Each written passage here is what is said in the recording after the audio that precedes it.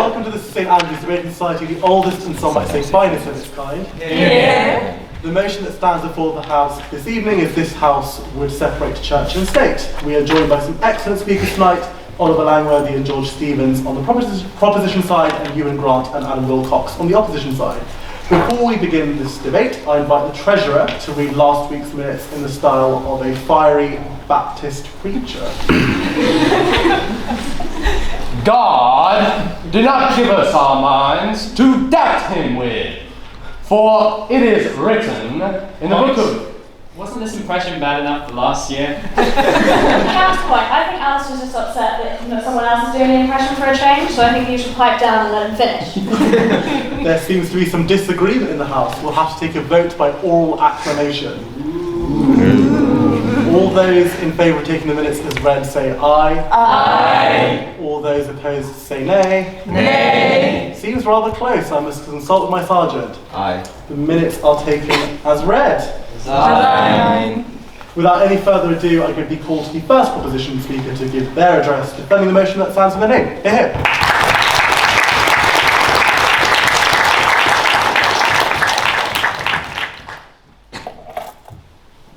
The dispatch box. Helpful. First of all, let me express my sincere gratitude for the invitation to speak at this most august body and to address you on this most important issue, that this House would separate church and state. I am very grateful to have the opportunity to speak first for the proposition and to thus define some of our terms here, which I will do generously out of respect for my dear friend and colleague, Dr. Grant, and my friend and student, Adam Wilcox.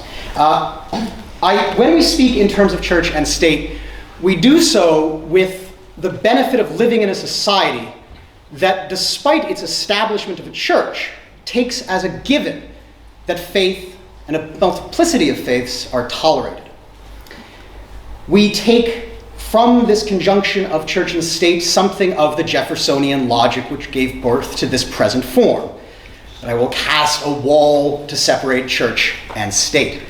I will thus define the terms somewhat in a Jeffersonian mode and then proceed to argue in a way that Jefferson would have found deplorable. I often find that's a good rule of thumb in life.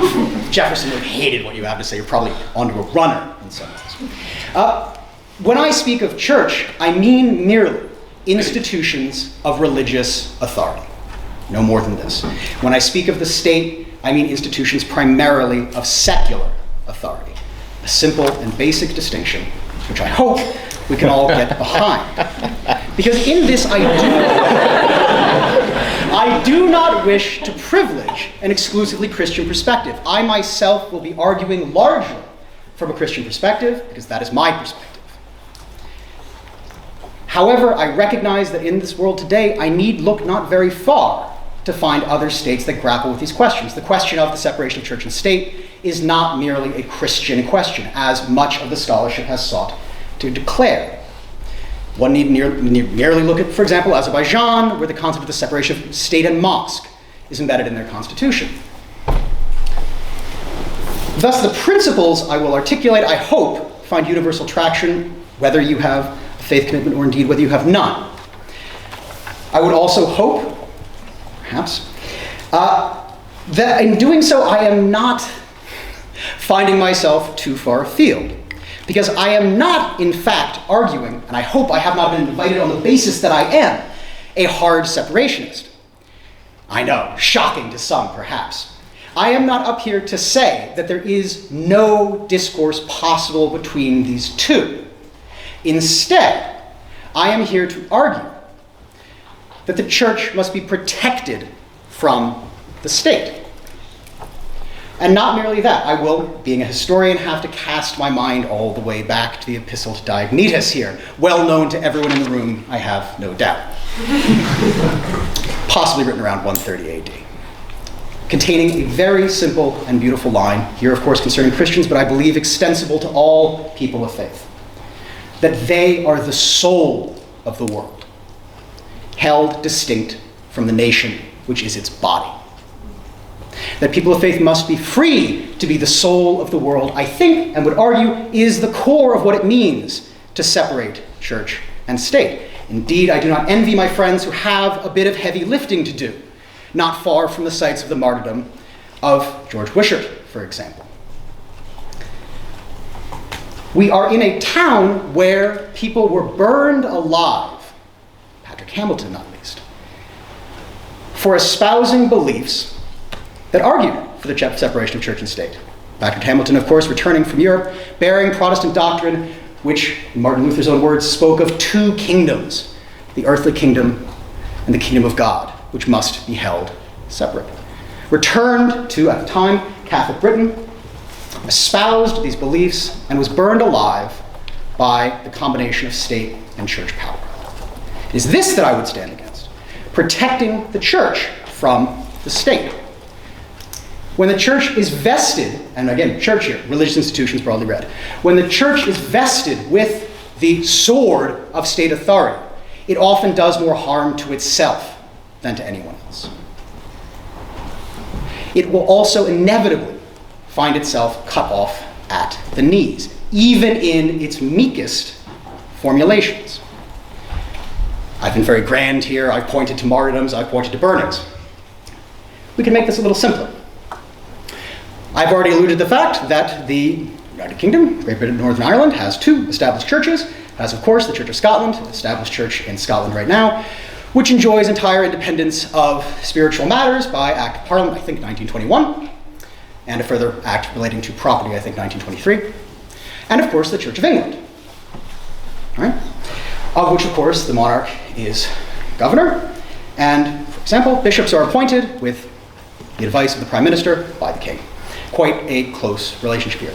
I am not here to suggest, of course, that the modern Church of England is on direct course to burn anyone alive for their beliefs. I feel pretty confident about that.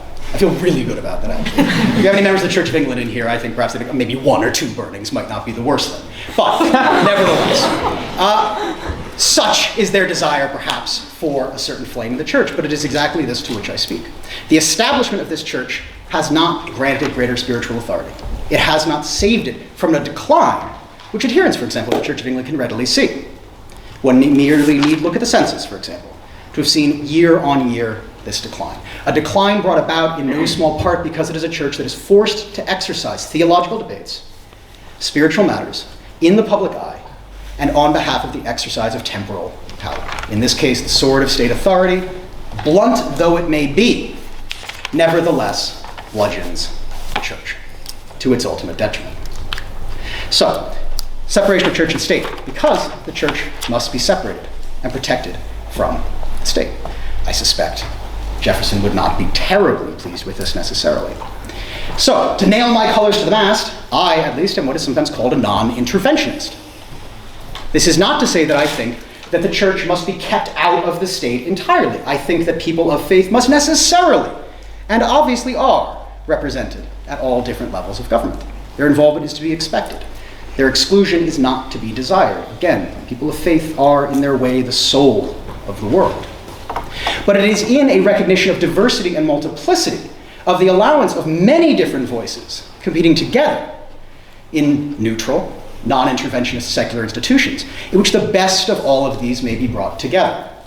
One hopes that in this sort of separation of church and state, we might find that that on which we agree across religious and denominational boundaries is the best of what we have to bring, the best of our soul. I suspect that this is a vision of the separation of church and state that very few people of honest and good faith might disagree. I do not envy my friends for having to do the whole work of lifting up the modern liberal democratic order and casting it on its head. Nevertheless, we find ourselves compelled to separate church and state, not just only for the sake of the state, but for the sake of the church. If you believe that people of faith must be active, must be present in state institutions, you must separate them. To place that sword of state authority in the hand of the church is to bring about its downfall and dissolution. I am replete with historical examples here. We have plenty of them. We can look, for example, as early as, of course, the Council of Nicaea, if we so wish. Again, I hope everyone in the room is on board with this. I've been thinking about the Council of Nicaea all day. Is this formulation the best that might be achieved, were it not for the interference of state power? We might be even more grand to say, for example, this is an easy one, that the Crusades of the Middle Ages are not a thing that has brought greatness to the church and to people of faith. We are replete with these examples, including with contemporary ones. In our very age right now, the Russian Orthodox Church under Patriarch Kirill finds itself suffering, with priests required to pray on behalf of the Russian army for their victory in Ukraine, and church priests excommunicated from their churches for refusing so to do. The separation of church and state is an essential matter. It is something that if you are a person of faith, you must support. And indeed, if you are not a person of faith, the reasoning, I hope, is obvious.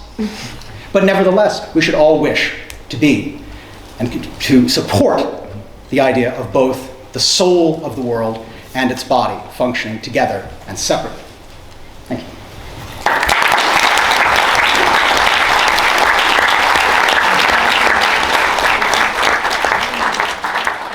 I thank the speakers for their excellent address, and I'll cross the floor and give the call to the first opposition speaker to give their address and begin the case for the opposition bench. Hear, hear.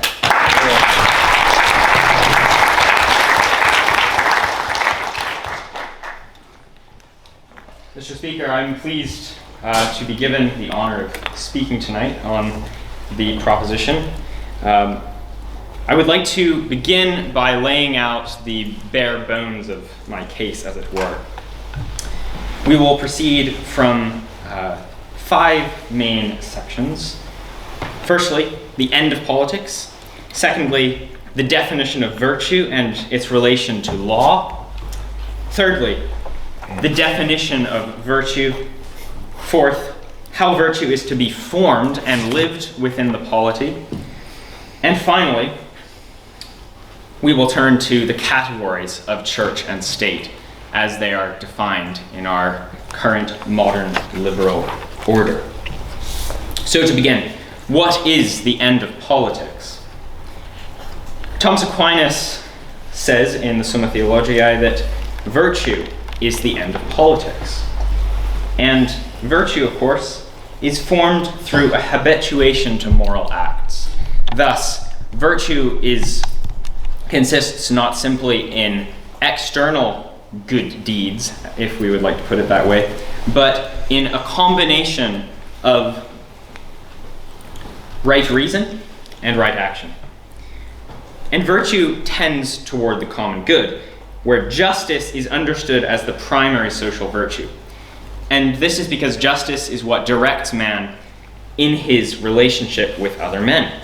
This, of course, is a fundamental question for our issue of church and state tonight. Thomas says, justice, as stated above, directs man in his relations with other men. Now, it is evident that all who are included in a community stand in relation to that community as parts to a whole, while a part, as such, belongs to a whole, so that whatever is the good of a part can be directed to the good of the whole. It follows, therefore, that all acts of virtue can pertain to justice, insofar as it directs man to the common good.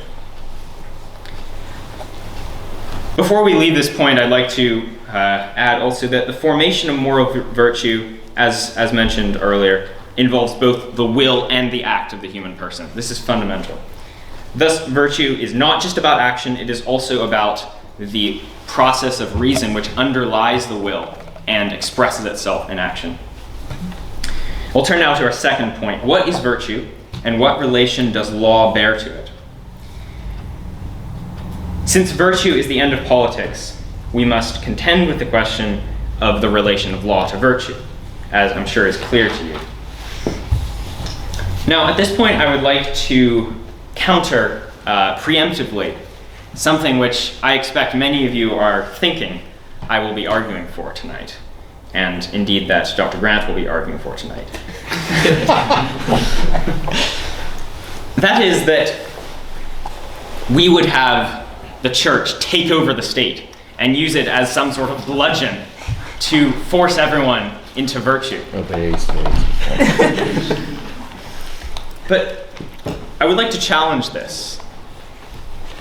And I do this by saying that fear cannot create virtue.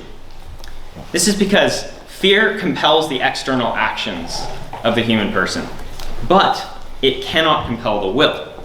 Now, to be sure, the will can be turned by the power of fear, but fear does not directly act upon the will. And even a person who is the subject of fear and yields to it, nonetheless has a will which is not affected by that fear. Therefore, regardless of whether a law is in accordance with virtue, it cannot by fear create virtue. And therefore, the model to which I would point you tonight is not one of integralism, as we might call it, in technical terms. Next, let us turn to how virtue is to be defined. Now, if virtue is to be defined in the stable manner necessary for the polity, virtue must be grounded metaphysically. It must be grounded outside of the polity which it governs. The conception of virtue and the common good upon which the polity is built is necessarily prior to the building of the polity. It is the ground that we build upon. Now, both magisterial Protestantism and the Catholic magisterium are capable of providing such metaphysical ground. And it is not my purpose tonight to help you decide which one. However, I would say that whatever choice we make on this matter, the stability of such a thing is key, because we need a stable conception of virtue upon which to build. A shifting foundation never helped any building last long. Now, it is at this point that I will address Dr. Langworthy's comment about the weight of liberalism. And you know, liberalism is really quite overrated. I'll tell you why. It is because liberalism, by its very nature, fails, indeed refuses, to define virtue. And this, in my view, is the reason for the breakdown of political relations into the very kind of power struggle which liberalism claims to prevent. For as liberalism seeks to ground authority in the individual as the only prior to the polity, which is conceived as an association of individuals under a social contract, a la Rousseau and others, liberalism actually sets the stage for an endless culture war, such that goes nowhere, since there is no common metaphysical ground upon which we can build any sort of debate. Finally, I will turn to how virtue is to be formed and lived in the polity. Now, virtue and the common good which proceed from it are ultimately grounded metaphysically, as we have said, but the formation of virtue is a small-scale process, and I'd like to emphasize this. Virtue is formed primarily in the context of social relations, and I would add small-scale social relations, which is consonant with the nature of man as a political animal, Aristotle. A couple examples of this. The family and friendship would be two contexts we could think of off the bat within which virtue would be formed. Such loving relationships would hopefully provide the proper environment for virtue formation, since each person wills the good of the other, which would be in accordance with virtue. Now, the polity is formed through a complex web of just such small-scale relations, and is thus dependent on them, in the sense that such social relations exist prior to the sum of those relations, which is expressed in the polity. Now, as was said earlier, virtue is ordered to peace, and thus the purpose of the spiritual and temporal authorities is to maintain such peace within the complete act of the polity, and this is a concept which I will return to in a moment. And thus, the purpose of law is primarily remedial. And here I follow St. Augustine's assertion of the priority of peace, where he says that all wars are fought for the sake of peace, thereby showing that peace ought to be the default condition of the polity. Thus, law's job is to intervene when peace is broken. Finally, church and state. Our categories. Now, we have seen that social virtue consists in a complete act which embraces both the top-down grounding of virtue in metaphysics and the primarily bottom-up formation and living of virtue in small-scale social relations. Categories of church and state are therefore entirely inadequate because they cut the complete act of the polity in two, thereby rendering it both fragmented and ineffectual. Thus, I would submit to you that in place of church and state as categories, where the secular is understood as the ground upon which both stand, I would propose a model of two powers, one spiritual and the other temporal, both of which hold jurisdiction over the complete act of the polity.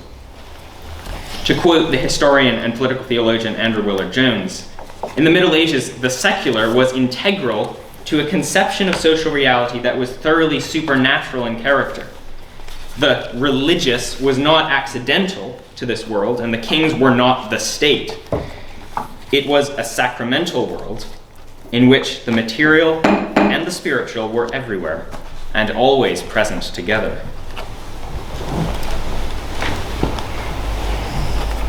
Thus, we can see that this was a world where grace truly does perfect nature according to the principle of the incarnation.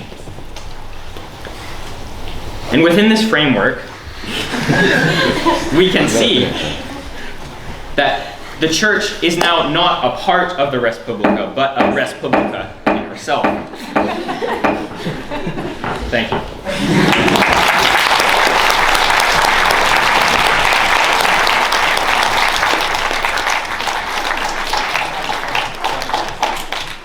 Speakers for their excellent address, and I'll now cross the floor and I give the call to the final proposition speaker to continue the case of the proposition bench. Here.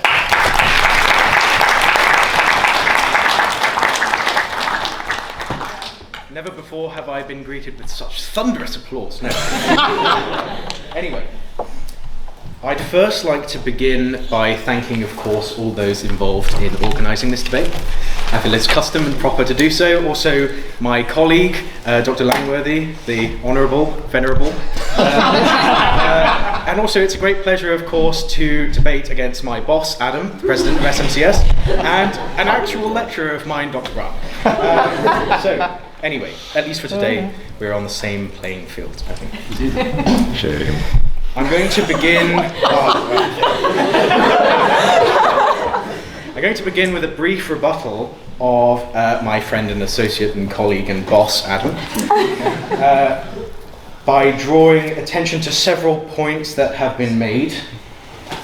The first and the most glaringly obvious is his referral towards the end of his speech to the great Catholic theologian Augustine, St. Augustine, who, it's shamefully not at all to say, supports explicitly in his writing our position.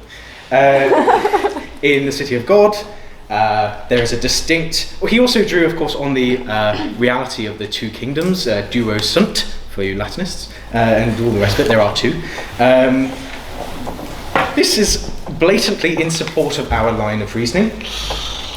Furthermore, if fear can't create virtue, as is the argument of the opposition, then what is your point in establishing a state religion? Whose church is it?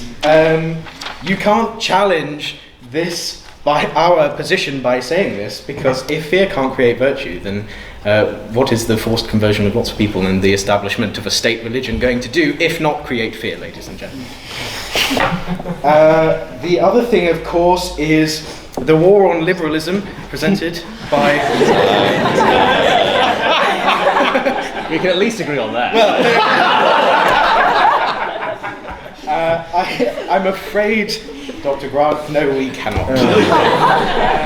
Liberalism, of course, standing for obviously liberal virtues like democracy and freedom and fair treatment of all people, and Well, you know, other such social ethics that perhaps the opposition don't agree with, but we on the proposition think that all people should be treated equally, and a state religion simply would not permit that.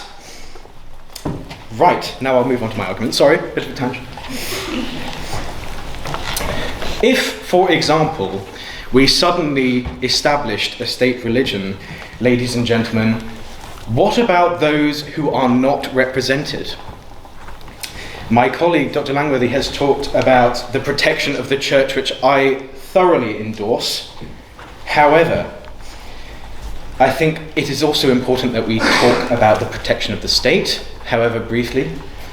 It shames me not at all to say that I am an open gay man, and I do not think that, well, yes, well, perhaps this, it does not at all shame me to say that I'm a gay man, and I truly, truly fear, ladies and gentlemen, that with the establishment of a state religion, people like me, i.e. people judged based on a mere part of their existence, will not be represented by the state. If the state is a religion, if the religion does not endorse homosexuality, and the state is supposed to represent the people, ladies and gentlemen, and I am a person of the state, then I am not represented. The simple fact is, the state then is not operating at its maximum capacity. It's not operating in the way that it is designed to operate. It's not remotely democratic. And I follow that by saying, then what about members who wish to represent the state, members of parliament, for example?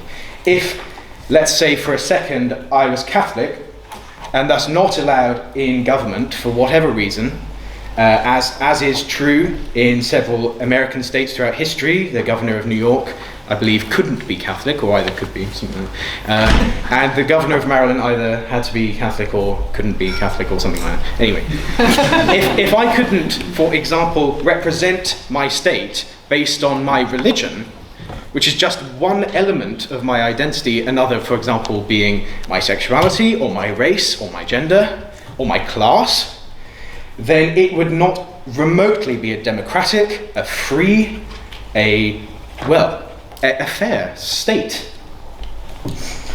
If I was not allowed to represent the exercising of power, then the church state, hyphenated, is an enemy of the promotion of discussion, an enemy of the democratic process, and, ladies and gentlemen, an enemy of thought. To return to my colleague's argument about how the church is better off, I turn to the Anglicans in the room and say, how do we all feel about the Archbishop of Canterbury?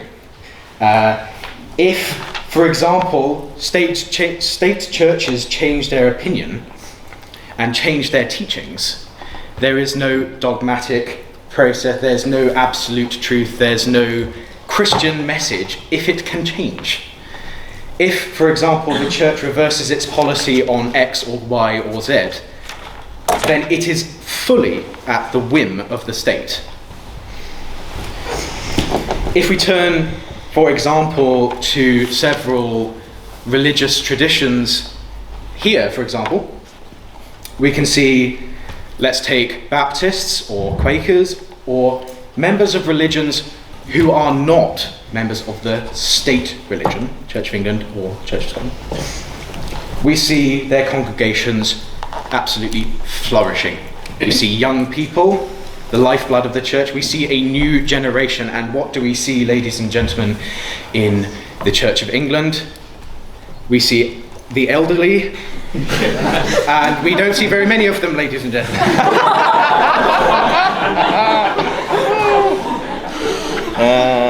The church state, the state religion, that is to say, if we do not separate it, I feel that's important to say, if we do not separate church and state in this kind of Jeffersonian way, then, yes, here, yeah. Then the church itself, alongside all of these brilliant and obvious reasons why the state would be absolutely corrupt and terrible and I wouldn't be able to be here, the church itself is burdened by a sense of faux populism in that it changes to be popular and that it changes, in the very least, to become a church that is popular but dying. And, ladies and gentlemen, for all of the people in this room who may not tolerate my existence, to all of you, sorry, I really hope you change your mind by the end of this debate. I'm not for a second suggesting that I, as a gay man, have any contempt for religions in which it is forbidden or not approved of to be gay. That is not my argument, ladies and gentlemen. My argument is, if the state is supposed to represent the people, and I am a person of the state who is gay, and the church does not approve of that, then the state has failed to represent at least one person, right? And that argument, at least one person, can be extended to hundreds and hundreds and hundreds of thousands of people. And I'm not sure I'd be too comfortable living in a state where not all of the people are fully and totally, wholly represented. I turn your attention, ladies and gentlemen, to the Zan Bill. In 2021, the Catholic Church vehemently opposed the Zan Bill, an Italian bill which would have spared hundreds and thousands of people in Italy of discrimination and incitement to violence because the Vatican protested it. It is well documented that Italian lawmakers rejected this bill at the whim of the Vatican. So we've heard, ladies and gentlemen, that the state can function wholly and truly without the influence of the church, and we have also heard that the state, at the whim of the church, becomes a corrupt state that doesn't fully represent its people. I turn your attention to the church that is at the whim of the state. So we then do not have a fair argument for either church or state. This is not, my colleague and I are not conjuring some argument to say, look everyone, the state is under threat. No, the state and the church are under threat if we fail to separate church and state. I turn your attention very briefly, because I do not have much time, to several issues which I would like for you to reflect on while I hand over to the opposition. Lesbian, gay, bisexual equality, racial justice, reproductive freedom, protection of religious minorities, the teaching of science in schools, and safeguarding democracy. Thank you very much.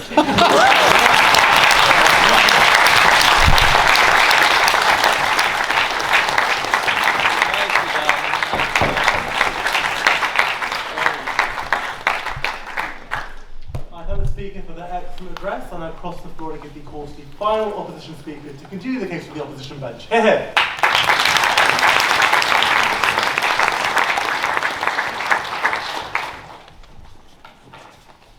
Thank you, Mr. Speaker. It's a pleasure to be back. The ceremonies were slightly different when I was last here.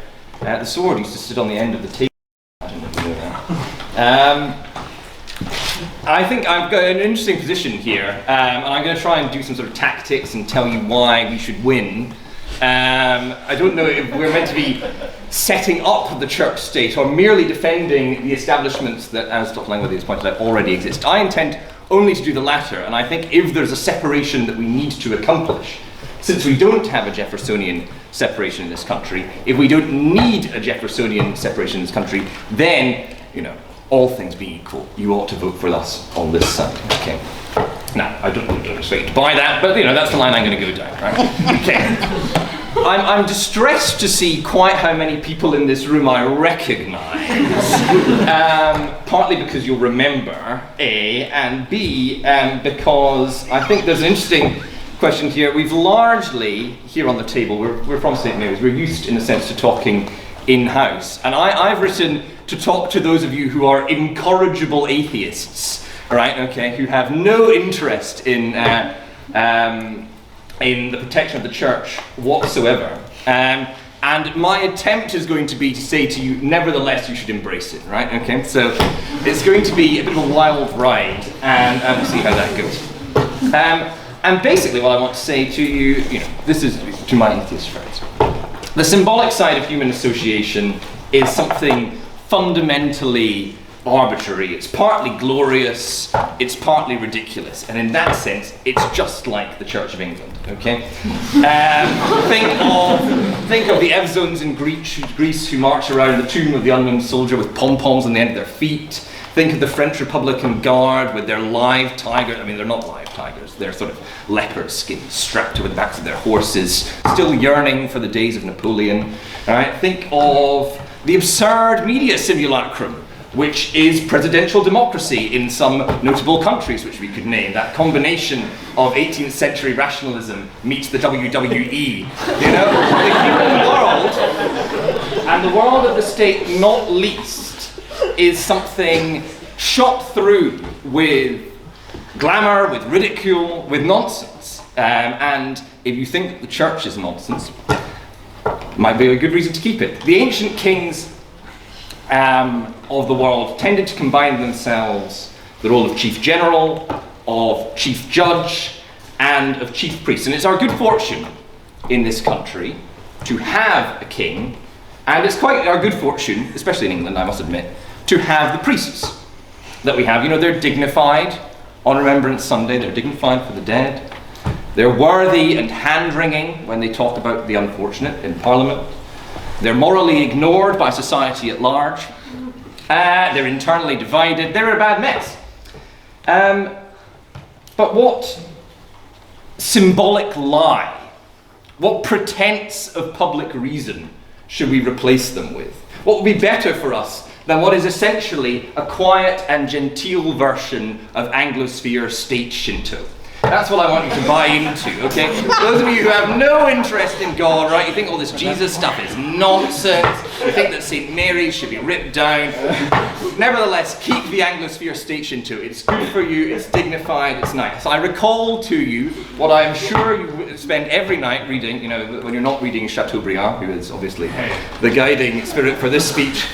The words of Edmund Burke on Marie Antoinette. I thought that 10,000 swords must have leapt from their scabbards to avenge even a look that threatened her with insult. But the age of chivalry has ended, and that of sophisters, economists, and calculators has succeeded, and the glory of Europe is extinguished forever. Let us not be a people of sophisters, economists, and calculators, genuflecting before the empty idol of 18th century public reason. Let us not live in a world of steading conversions and spin classes. Let us not live in a world of house prices and Wordle. Let us not give the state over to the so-called veil of ignorance and ASMR videos. Let us grant, I grant you, for the sake of the argument, my atheist friends, I grant you that you have one life to live here on this small and fragile earth. Will you blink it away like the last man on your little pleasures for the day and your little pleasures for the night, on this cringing festival of mediocrity and cant? No. No. Have the courage, I say to you, have the courage to look the absurdity of life in the face and say yes. And that means that you should say yes to the state churches of these islands. Okay? And who knows? You might even come out hand in hand with God on the other side. Stranger things have happened to duller people than you. Right now, those people that I've been addressing, you must forgive me if there actually are any of you in this hall, while I briefly wink to my co-religionists. Okay. Am I saying that the church is absurd? Well, of course the church is absurd. Everyone can see the church, state churches especially, are absurd. But they're not just absurd. And are they as this is where it gets kind of serious for a bit. I hope it doesn't go on for too long now. Are they, as Dr. Langworthy argues, debilitated, or are they even threatened, undermined, poisoned by the connection with the state? And he knows that once there was no secular, and that's the beginning of a very famous and important book in modern theology, which he should not have failed to cite. Anyway, well, that's up to him. Once there was no secular. But it's true that power corrupts. It's true that power corrupts. But there's something morally corrupt too in the simple abdication of power. Power is not, as it were, an obvious moral evil, and power is not something from which one can fly if one wishes to live honestly, decently, justly, uprightly.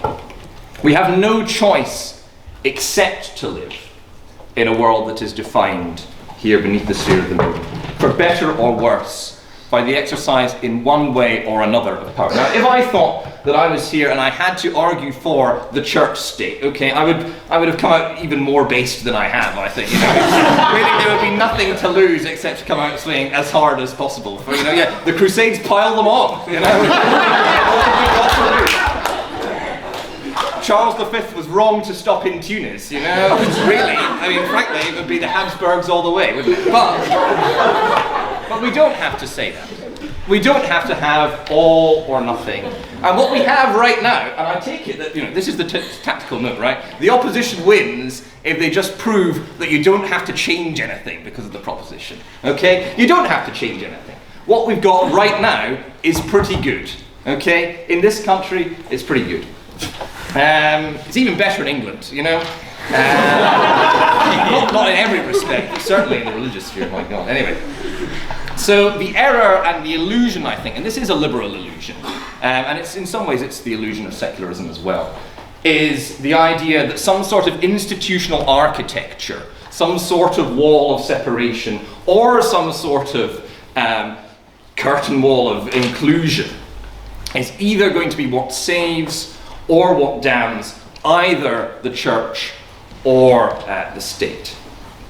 So we can't get away from the complexity of the relation. We can't get away from the problem of the exercise of power, either by walling off or by shutting in the church. And since we have, I aver to you, an interesting, old-fashioned, complex, long-standing, complicated relation of church and state, to build that wall. That's more your style, isn't it? Build that wall. That's what I say. We're going to build that wall, and the Church of England is going to pay for it. Okay.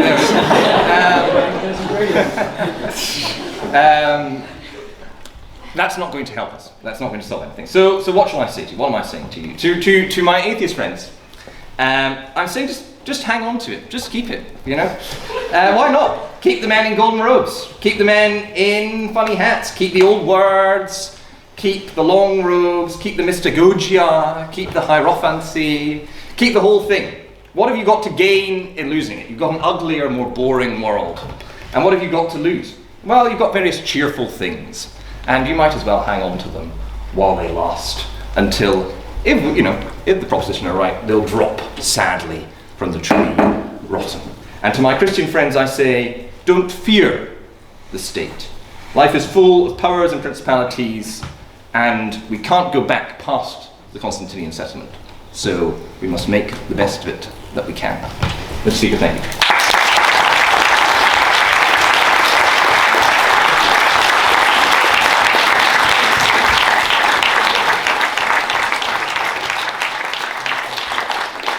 Thank the Speaker for that excellent address. Thank you to all speakers for what has been a fantastic debate, truly reminiscent of old chamber debates, I'm sure. It's time to bring, not to ruin that again, it's time to open the debate up to the floor. To catch the chair's eye, please raise your hand nice and high. Speeches will be up to 2 minutes in length, and I will bang my gavel once your time has expired. Please state your name for the minutes, and yes, thank you. Right, yes. Thank you, Mr. Speaker. Thank you, the opposition and the proposition. I would like to briefly comment on something that the opposition mentioned. Their root skepticism for liberalism appears to be in its inability to define what virtue is. In other words, the Rousseauian social contract has failed to exemplify virtue as can be seen in things like the French Revolution, which is definitely not virtuous. They killed many priests and did a lot of bad things in general. Shame. But I think, and one thing that I believe that the opposition fails to recognize is one very important Christian doctrine, common grace. How is it that nations all around the world, whether they're Christian, whether they're non-Christian, all throughout history, even before Christianity existed, how were they able to have laws that are relatively similar? Pretty much all societies say that murder is wrong, that stealing is wrong, that taking a neighbor's wife is wrong. It's because of common grace. And what is this root of common grace? The Holy Spirit. The Holy Spirit and God's revelation can be seen in everything. The Holy Spirit works through every person's souls so that they're able to see God's revelation and God's laws in nature. And to my Catholic friends who reject the priesthood of all believers, you can replace the Holy Spirit with prevenient grace or whatever. But with that in mind, with this common grace then, democracy then is this exemplification of this recognition that everyone can see laws and understand laws and put those laws into policy by voting these laws into place, rather than trusting a small number of people or even one man up in the seat, I'm not going to mention, a holy seat to determine whether something is right or wrong, as they have failed to do prior to the 1500s and counting, and exemplified through the Reformation. So, democracy is good. Democracy exemplifies common grace. Thank you.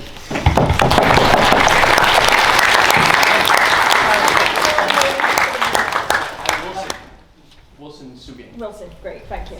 Thanks. Any other speeches from the floor? Yes, stay your name for minutes. Hi, I'm Neva, and here's what I think the problem with opposition is. So, I'm a queer child of a Muslim stepfather, a Jewish father, and a Catholic mother.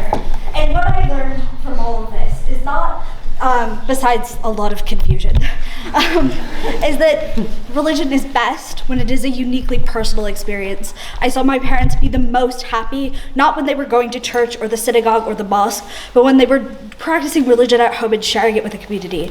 I think that the problem with having a state religion is that religion is no longer a personal experience. It is an experience that you are forced to share with an entire nation. And when that is true, you are no longer able to engage critically with the religion and come up with your own ideas and your own beliefs, because you are forced by a higher power. Whether that higher power is benevolent or malevolent doesn't matter. It just means that you are no longer able to believe what you believe for yourself. And I think that is fundamentally a bad thing.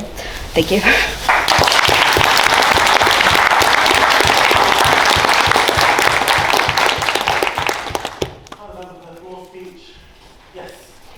Yes.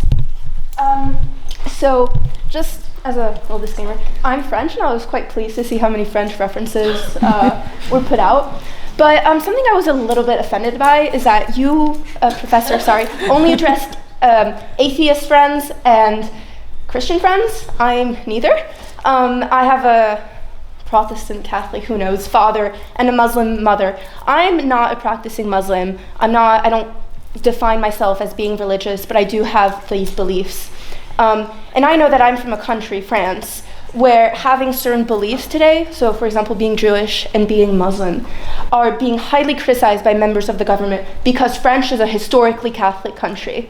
And if we have a state that is purely Christian or Catholic or Baptist or whatever, countries where people of different religions are already oppressed are just going to be a million times worse. And I don't want to live in a world where my Jewish friends aren't able to wear a kippah at school or aren't able to be practicing their religion without being, discriminated against by the state. And I don't want to be in a world where my fellow Muslim Arab friends cannot wear a hijab or an abaya to school, or even today, if you're aware of the news, can't wear a flowy dress to school because it's too religious. I also know that in countries where there is no separation between religious and the state, that there is huge discrimination going on towards, for example, women who even follow that religion. So women in Iran have to wear a hijab or they'll be arrested. So I don't know much about the Catholic Church or about Christianity. But I know that this will not be fair for non-Catholic people and for people who are just slightly Catholic and don't want to abide every single rule that the state will decide to implement on people. Thank you.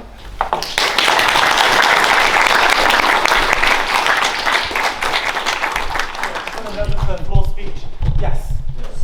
State your name for the minutes. So, I'm neither Protestant nor Catholic. I'm an Orthodox Christian, Greek Orthodox, as a matter of fact. And our position since the days of our co-founder, Constantine the Great, has always been summed up in our Father. Our Father, not my Father. Worship is not supposed to be a personal moment of religious ecstasy or mystery. Worship is, in its highest form, a communal act.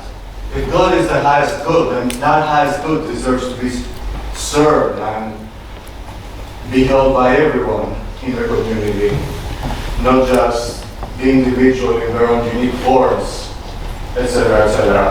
Otherwise, we'd be descending in a form of solipsism, which thankfully, for the past 2,000 years, we haven't experienced in Greece. Furthermore, I'd like to make a note to the opposition. Yes, thank you. I love your talk. I mean, the rhetoric was great. I loved it. But how can you evoke Martin Luther in the idea that church and state should be separated, considering the letter to the Christian nobility of the German nation, where he explicitly endorsed a lack of separation between church and state, as later happened in Germany with the Lutherans, Prussians, so on and so forth. And finally, speaking from a distinctly Greek experience, we spent more than 400 years under Ottoman enslavement.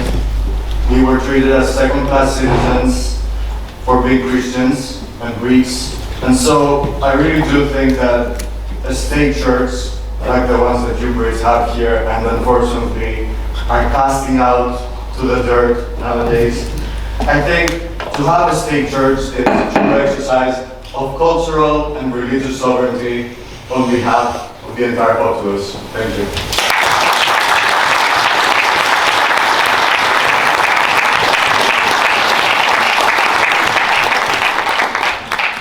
For their floor speech. Any other speeches from the floor? Yes, state your name for the minutes. Yes, my name's Joseph. Thank you. Thank you very much for that. That's absolutely fantastic. I'm glad that the topic of Islam was brought up because the Prophet Muhammad, peace and blessings be upon him, and as recognised in Islamic jurisprudence and the Sunnah, that state and church being separated is a distinctly Christian idea. The only reason that we could have this debate is because the dreams we dream are still Christian dreams. In an Islamic society, separation between church and state is not necessary. And I like that Azerbaijan was brought up. Of course, the least religious Muslim country in the world, and a Shia one at that.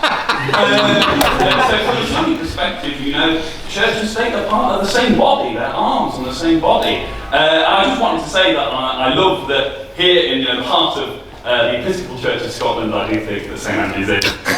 20,000 members, by the way, and 2 churches in St Andrews. Nonetheless, we're able to have this discussion, but I think that bringing in Islam and bringing in non-Western perspectives would elevate the discussion if it was to be held here. Thank you.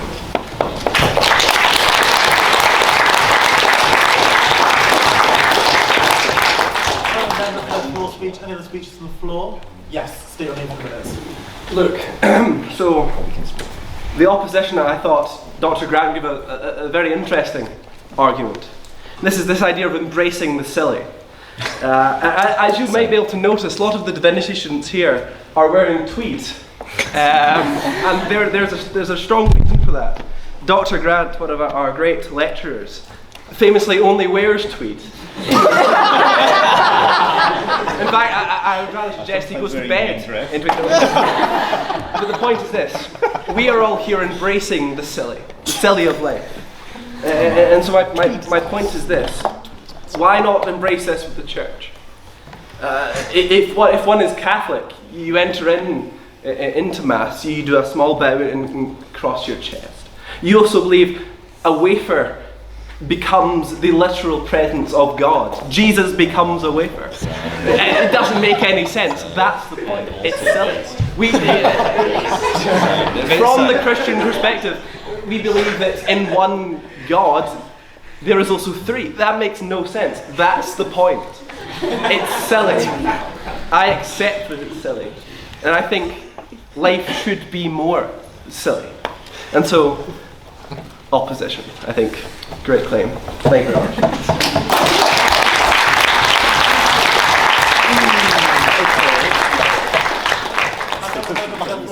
Speeches from the floor. Yes. State your name for the minutes. Hi, my name's Tanzid.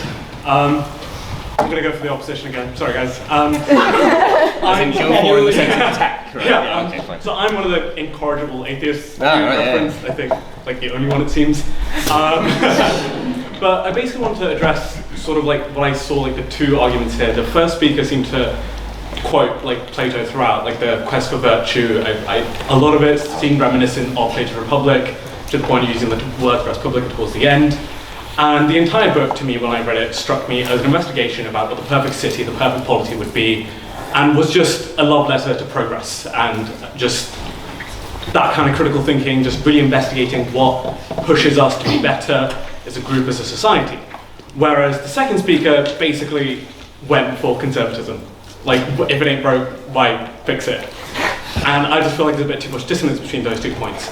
And from all the religious speakers that we've had, or at least ones who've taken a religious perspective, the message seems to be, religion is fun, pomp, circumstance, why not? You know, it's great. But the issue is that, as the proposition quite rightly pointed out, it is quite exclusionary. Incorrigible atheist who doesn't identify with any of it. Funny hats, this, that, and the other, wafer that becomes Jesus. I was raised Muslim, that means nothing to me.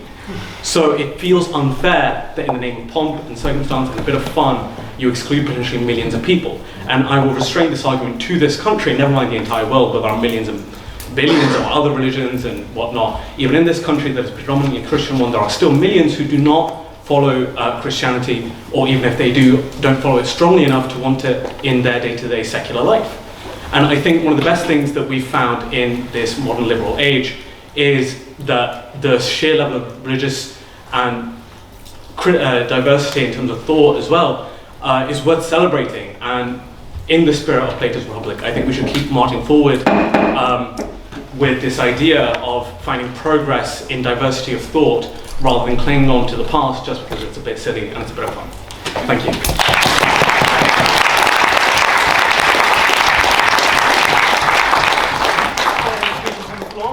Yes. Yeah, Ariel. Hi. With going to speak, I feel like the opposition's taken a lot of heat, so I'm going to give one question to the opposition. Obviously, coming from a Jewish background, I do think separation of church and state has been historically good for us. But I also feel like we have to acknowledge, at least in the West, a lot of our institutions and ideas of values have come from a Judeo-Christian perspective, and it's been brought up and developed. We're now hitting a point where there's kind of not a great sense of public morality that isn't divided and has gone into the political sphere. And my curiosity of that, hence why I do theology, is how religion can help that without throwing the baby out the bathwater. So I'm curious about where you guys stand about how much religion can come in through people's representation, and then how much do we keep separation but also acknowledge tradition, not necessarily conservatism and holding on to silly hats. We both show fat, it's fine, you don't need blood for us.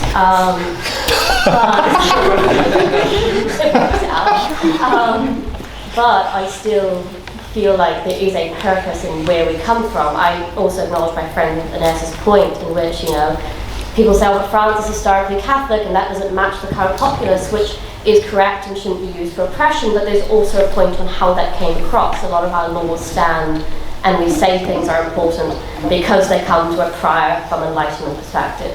So I do feel like the separation of church and state, we shouldn't try to make the state somewhat sanctuous and keep the two not in dialogue with each other, because that's kind of how we become, as Dr. Grant said, this wordled, thin class obsessed, keyboard warrior world. And we do need a little bit of holy in the everyday, I think. Thank you.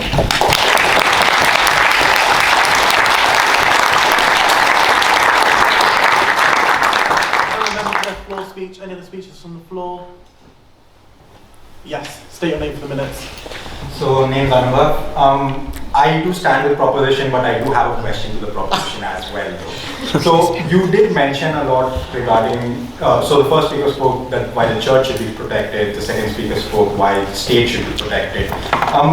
From a perspective aside from these two, I think that why not establish a situation wherein the church, as very similar is the case in the UK, wherein you have a state religion, however, a state church, not a state religion, a state church, but however, this church is more progressive than the others. Because this gives them opportunity not only for the people who are Christian, right, who are very conservative Christians to go to more private churches or non-state churches, but also for people who are more liberally Christian to go towards a state church, because the state church recognizes or at least espouses the state values of more freedom, more liberal values of homosexuality, or maybe not. I may be wrong over here, but why not we move towards that kind of a place, wherein while we are seeing a lot of merger between both the state and church, we still have a degree of control wherein there is one more liberal identity and one more conservative identity, and people have more of a choice to choose between which way they go. In this manner, they are not forced to disregard religion altogether, where we see where more conservative values are kind of disregarding people who are more liberal, but people are able to still engage in religion while being while being part of the church or being part of the state.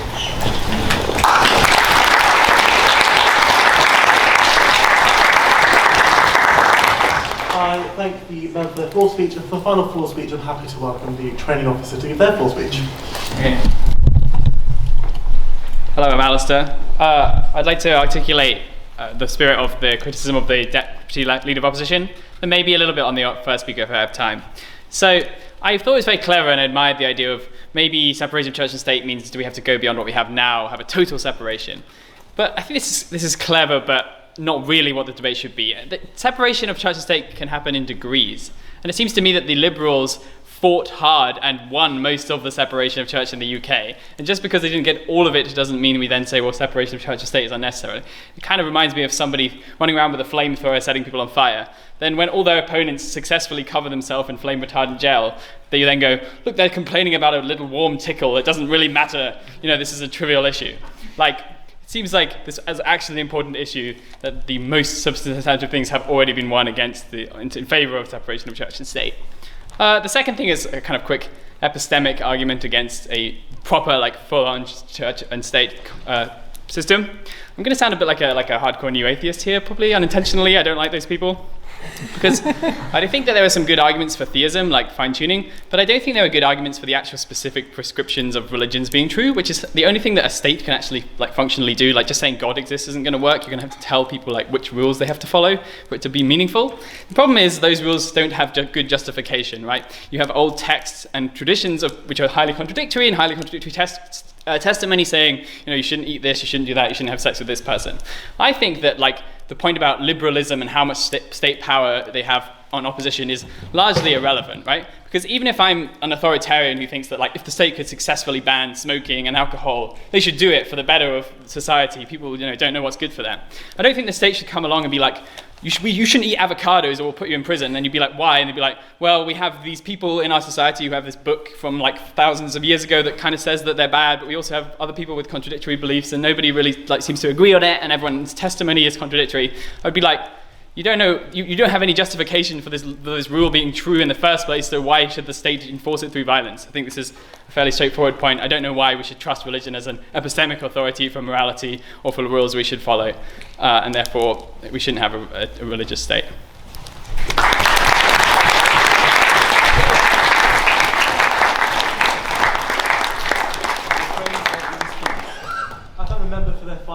Floor speech. It's now time to bring the debate back to the dispatch boxes. Each bench has a total of 10 minutes to give their reply, which can be split equally, or one speaker may give the entire reply. Thank you very much. I give the call to the opposition bench first to give their reply.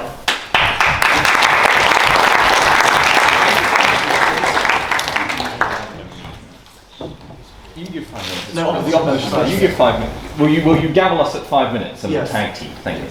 You go on first. All right. All right. Well, as I think, has been quite clearly seen in the weight of the questions posed.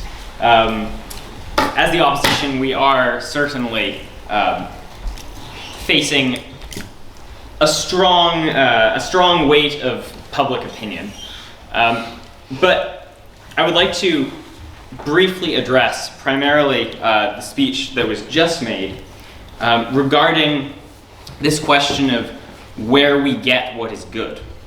And of course, there is a significant issue that you've identified right there of the differences in religious traditions and how they prescribe morality and other concepts relating to justice that I really founded my argument upon earlier. I would want to put a question to you and to all others who might be thinking the same thing, to ask, where does the good come from? We can probably all agree that there is significant disagreement between different religious traditions, and indeed between even secular people on any given social issue or moral issue. At the end of the day, if theoretically we want to ever have any kind of progress in our debates, look around you. What do we see in liberalism? There's that word again. What do we see in the liberal regime? Well, I think it's clear to all of us that disagreement is ever present, and it really doesn't get resolved.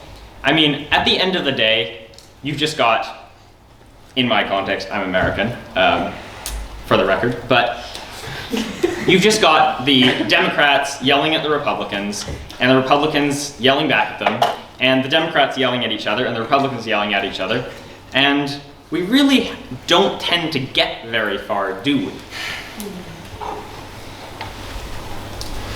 Regardless of where you would ground authority, I would like to put the question to those who would support the proposition that you have to ground it somewhere. Otherwise, what are you going to build your state on? You've got nothing. So until you can propose a concrete basis for the systems which you would put in place, I would submit that the liberal project will continue to fail to produce consensus and the kind of social goods that we all want to see.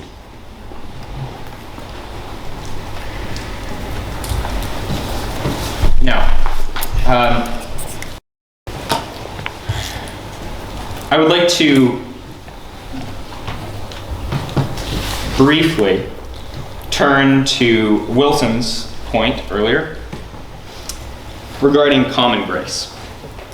Now, common grace, for anyone who isn't familiar, is a very, very central concept in Calvinist theology, and with which I am very familiar, having been educated in a Presbyterian school. And Wilson argued that common grace could be a source for virtue. Now, I find this a little bit strange, given the fact that Wilson has argued with me in the past, to the effect that, sorry to bring it in, Wilson, no hard feelings, you're a good friend, but I have to point out this problem, that you've quite often told me that you don't think that unregenerate people can do good things. And what is doing good if not virtue?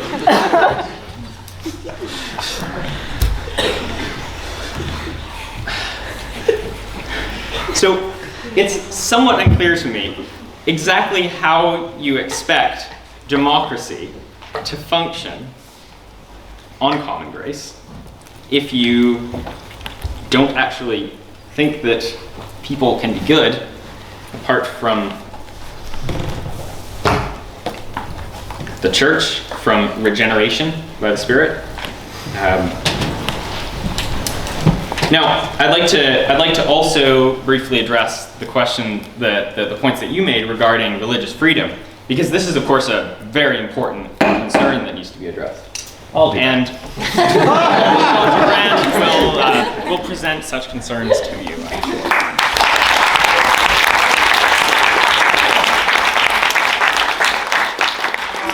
First opposition speaker for their reply, and I welcome the second opposition speaker to continue the reply. Thank you. No need, this follows on seamlessly, I assure you. I think if there's a theme that's, most I'm just going to double down, but if there's a theme that comes up particularly from the board, it's the question of the communal and the individual. I think now, I'm not French, and perhaps my information is out of date, but it's undoubtedly the case that a programme of enforced state secularity, laïcité, is part of what has led to the oppression, if you like, the public suppression of Muslim appearance. It's by no means, the French example is the example which says that an ideological state does not need to be religious in order to have precisely the consequences that the proposition are alleging.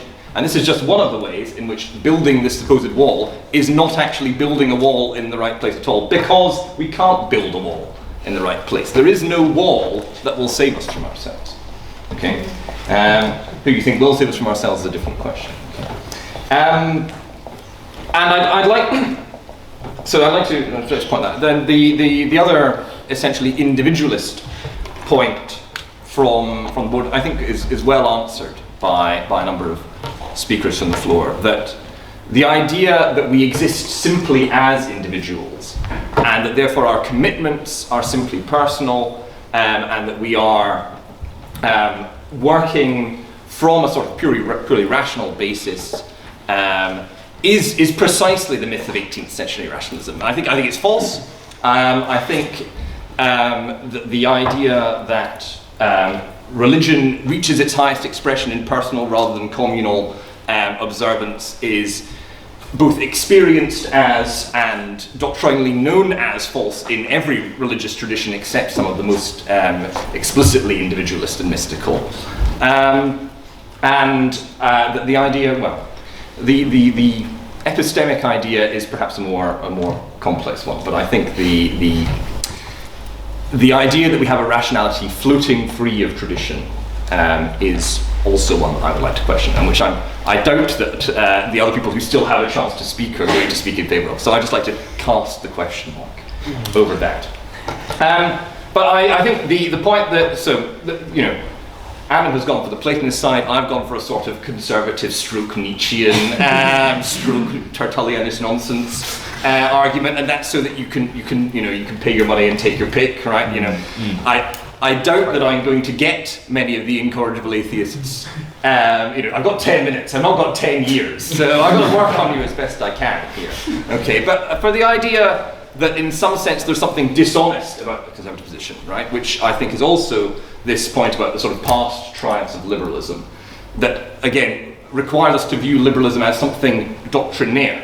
I think it's false. I'm not up here. I don't have to be up here. I don't take it. In a land with an established church, if I want to say we shouldn't separate church and state, we should just keep the establishment, I don't have to defend 1823. I don't have to defend 1689. I don't have to defend 1515. It's true then that I'm making an essentially conservative argument. And it's true, I think, the proposition, and many of the speakers from the floor, have given you a more doctrinaire, a more, in that sense, closed-minded argument. And my problem with doctrinaire liberalism, as I've pointed out, is that it's incredibly boring. Oh my gosh, is it dumb? All right? And because then we have the status quo, because the status quo is better than what is being proposed as the alternative, on that sort of tactical ground, you should be voting for the opposition in this debate. Here I stand then.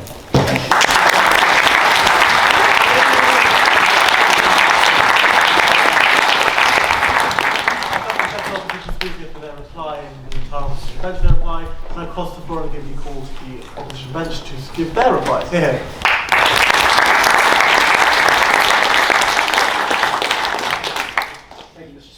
the gavel need 5 minutes? Thank you.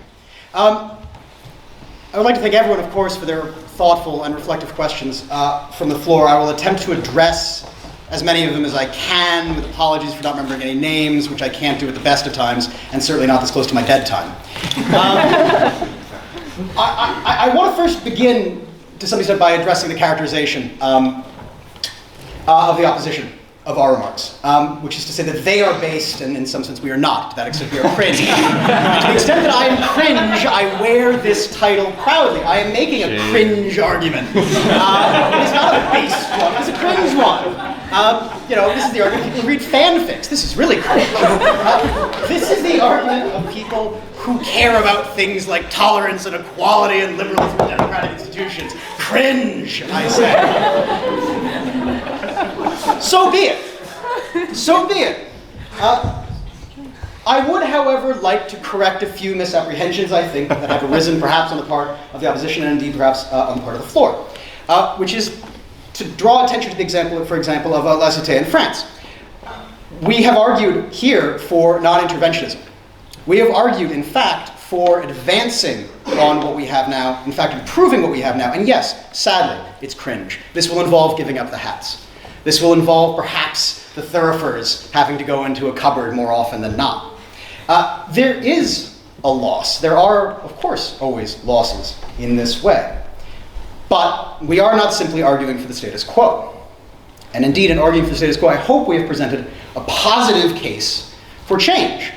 And I'll address the question about where we, from Ariel, I believe, where we find holiness in society.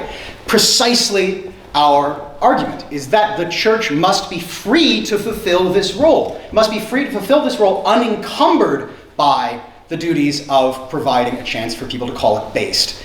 As fun as that might be sometimes, and fun surely is fun, but nevertheless we must move forward. To the gentleman with a question about more progressive or less progressive state churches. And I have been accused here of wanting to build the wall, to which I say, MAGA, MAGA, MAGA, make Anglicanism great again. What I seek here is a chance, in fact, to allow many multiform views to bloom.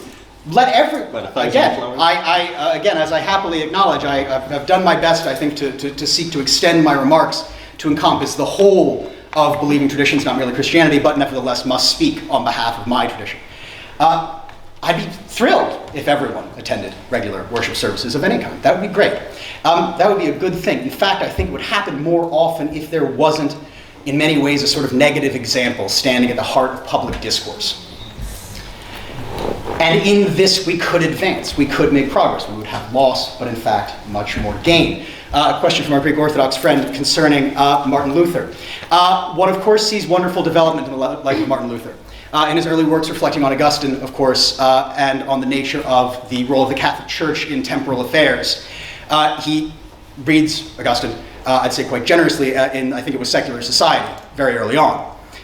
Later on, of course, in his career, when Martin Luther finds himself tied up with the princes much more explicitly, he takes a somewhat different view, and of course we can see this played out even today in the nature of established German religious institutions. C'est la vie. So, poor Martin Luther, a man of many complications. Nevertheless, I would say we can also find ourselves grounded in something like, for example, Dietrich Bonhoeffer's view of religionless Christianity. And I believe it was Nina, possibly, who raised this point. This idea that we might hope that people have such a close connection with God that they do not need religion as such, which is to say established religious institutions, to guide that relationship. In fact, it should bloom and flower beyond such boundaries. Of course, Bonhoeffer wrote these comments on religionless Christianity while he was imprisoned in Nazi Germany for his, among other things, opposition to the Reichskirche. So, a state church, if you will.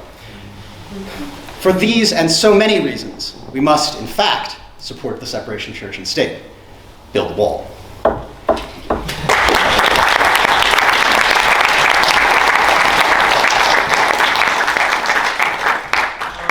First proposition speaker for their reply, and to continue the government reply, please welcome the second proposition speaker.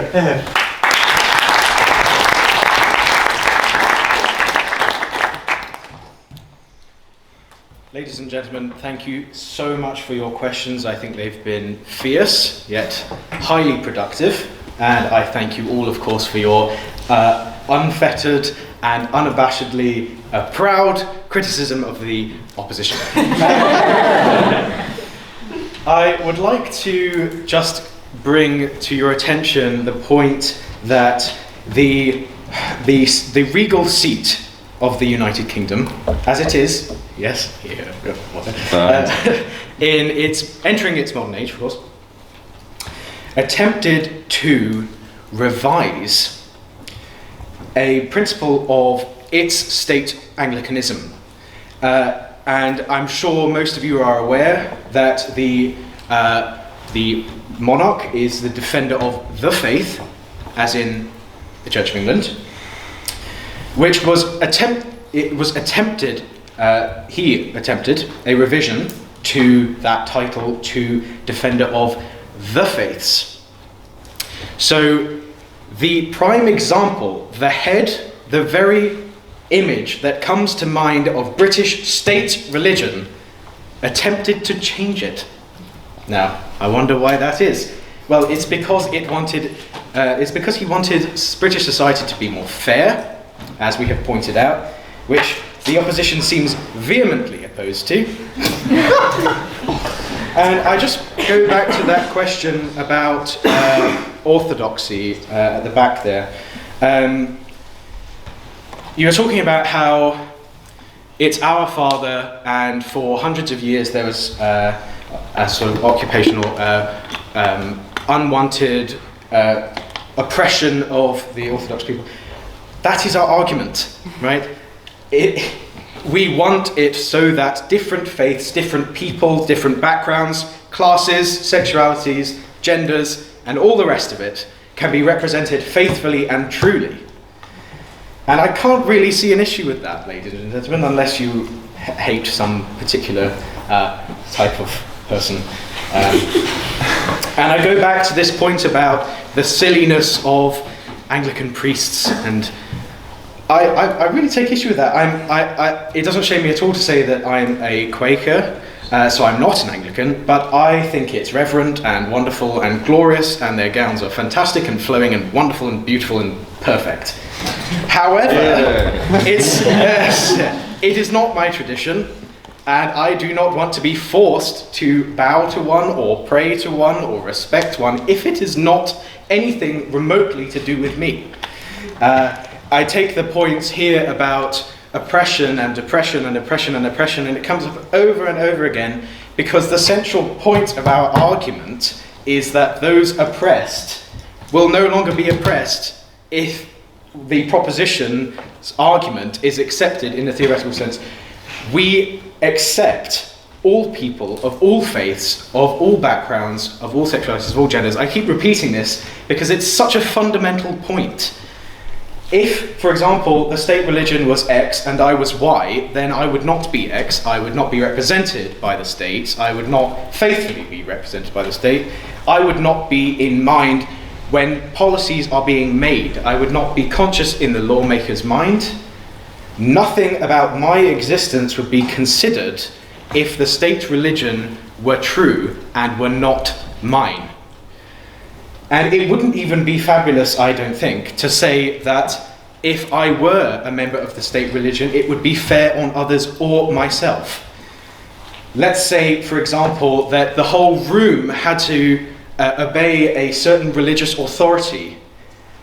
I asked the opposition or the room this: if the God of that state religion is not served faithfully and honestly, is it idolatry, or is it false, or is it wrong? Is it insensitive to that God? Is it insensitive to that belief?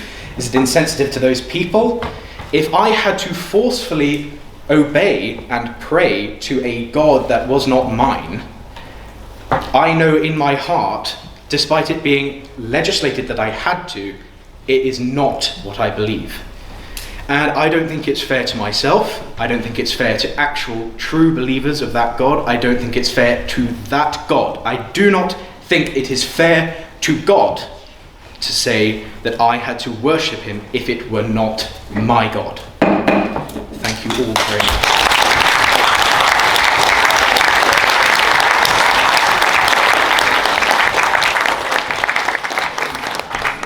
Thank you to all members of the House who have contributed to this fine debate, and on also probably my favourite debate so far, and in the words of a famous celebrity who the DLO may find cringe, probably the four speakers here are the public debate assassins of the series, so I'm very, very happy for that. It's now time to call the House to a vote. Please raise your hand nice and high if you side with the proposition, i.e. you would want the church and state to be separated. You two can vote. Is this for us? Yeah. Oh man, tough times. Tough crowd.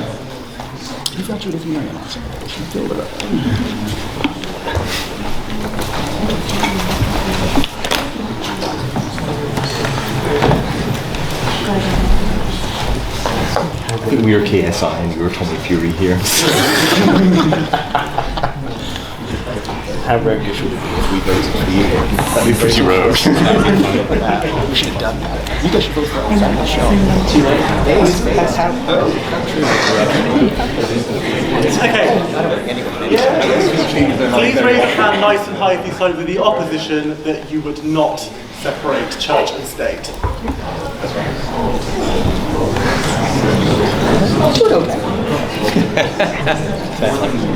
Yeah, no, I don't.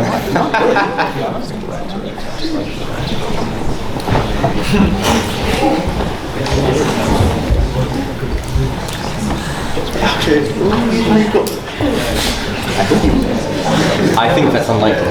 We've done so well tonight. We normally disagree on what the counts actually are. So, please raise your hand if you abstain. Liberals.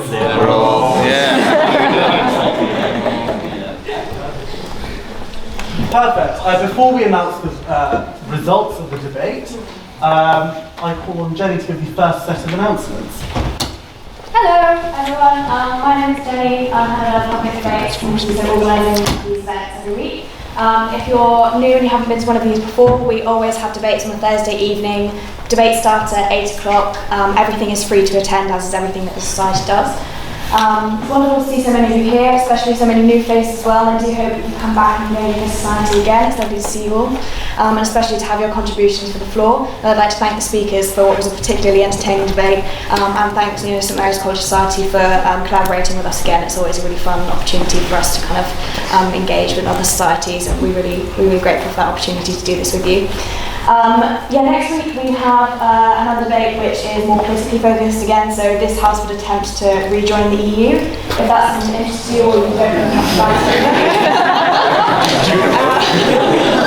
We look forward to seeing you all there from those groans and cheers and applauses. Here's all round. We look forward to seeing you next week, or if you follow us on our social media you can have a look and see what our upcoming debates are and whether there's something that's interesting you can come along, and yeah, we'd love to see you again, so thanks very much for coming.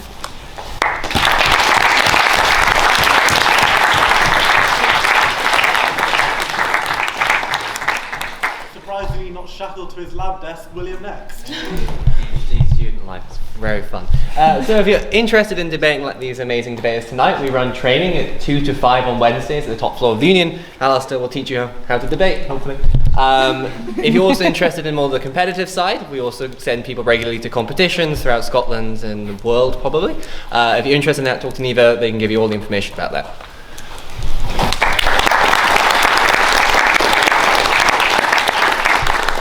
And finally, for some very exciting updates. Freddie. Two announcements from me tonight, one my usual and one quite special. The first one, and the one you hear from me every week, is after the debate we will go, as we do every week, to Beacon Bar. No, not Sandy's Bar. Sorry, I'm still in last year mode when we used to go there. We'll have our post-debate reception. It's a great opportunity to have a drink, discuss what you've seen tonight. As always, our wonderful speakers, both based and cringe, are invited to join us. For a slightly more informal setting to discuss the debate, which again has been absolutely wonderful, and I think everyone would enjoy a good drink and more discussion. We always have a sober person, who is this week Berta, and it's in the Union, so it's a very accessible venue. So hopefully we'll see you all there, and we head there straight after the debate. Don't get wet. in the rain. The second announcement, and the exciting one, is about the 1794 ball. See, so much excitement. And I'm happy to announce that after our early bird tickets sold out in, I believe, less than 5 minutes, our general release is now on sale. So if you want to come to what promises to be a really great night with tarot, as well as a DJ and other exciting attractions, tickets are available on our Union website, or you can find a link through our Instagram, or just speak to me. I have the QR codes over there. It's on the 18th of November, and promises to be a really wonderful night. I hope I will see you all there. Thank you.